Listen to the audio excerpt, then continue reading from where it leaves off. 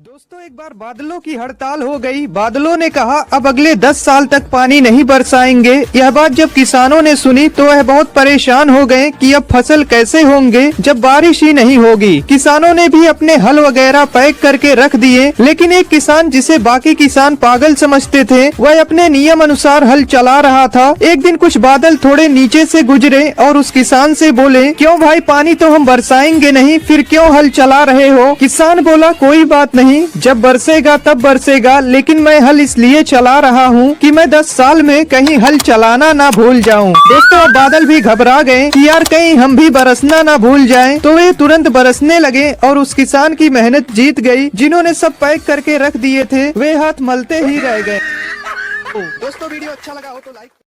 एक बार एक बेटा भागा भागा अपने पापा के पास आया और बोला, पापा हमारे घर में एक भूत है। पापा बोले कि भूत वूत जैसी कोई चीज नहीं होती, ये वहम अपने मन से निकाल दे। बेटा बोला कि पापा, काम वाली बाई भागती भागती मेरे पास आई और बोली कि तुम अपने पापा के साथ यहाँ से निकल जाओ, इस घर में भूत का वास है। पापा ये सुनते ही डर गए और घर से निकलने की तैयारी करने लगे। जैसे ही बाहर जाने के लिए पापा ने दरवाजा खोला, इतने में बेटा बोला कि पापा, हम अपने साथ काम वाली बाई को भी ले चलते हैं, वरना उसे भूत मार देगा। पापा बोले, बेटा हमारे घर में कोई काम वाली बाई ही नहीं है।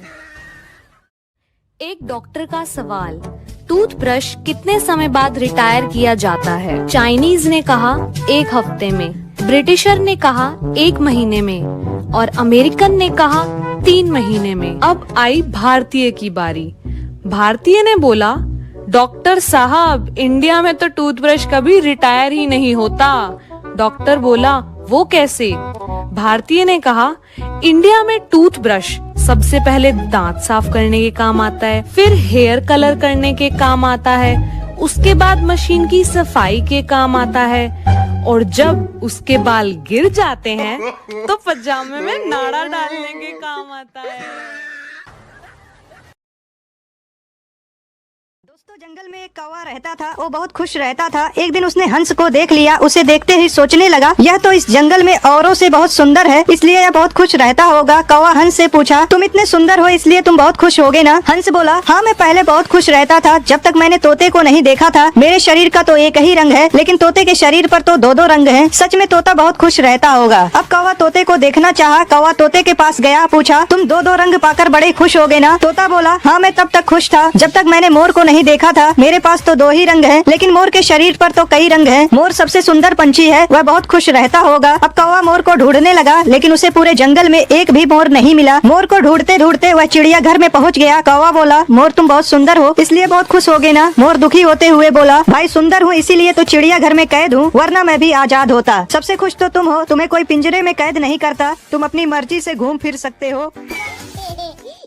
इस अजीबोगरीब स्कूल में किसी भी कलर का इस्तेमाल करना सख्त मना है, लेकिन एक दिन ये लड़की रेड लिपस्टिक लगाकर स्कूल आती है। प्रिंसिपल को इस बारे में पता चल जाता है और वह इसे धूप में स्कूल के सभी नियमों को पढ़ने की सजा देती है, लेकिन यह लड़की प्रिंसिपल के सामने ही उस नियमों की किताब को जला देती है, जिससे प्रिंसिपल और ज्यादा भड़क जाती है और इसे एक ऐसे कमरे में ले जाती है जहाँ 2 लाउड स्पीकर से स्कूल के सभी नियमों को उसके कान में बोला जाता है। लेकिन लड़की पर इसका भी कोई फर्क नहीं पड़ता और वह अगले दिन अपने बालों में ग्रीन रिबन लगाकर आती है। इस बार प्रिंसिपल उसे तेज रोशनी के सामने बैठा देती है, जिससे उसे अपने चेहरे पर बहुत तेज जलन होती है, लेकिन वह हार नहीं मानती और उसके अगले ही दिन अपने बालों को डाई कर लाती है। क्लासमेट्स उस पर हंसने लगते हैं। एक बार फिर प्रिंसिपल उसे सजा देने ले जाती है, लेकिन इस बार सभी स्टूडेंट स्कूल के खिलाफ प्रोटेस्ट कर देते हैं, क्योंकि उस लड़की के कारण उनका डर बिल्कुल खत्म हो गया था। प्रिंसिपल हार जाती है और सभी स्टूडेंट आजाद हो जाते हैं।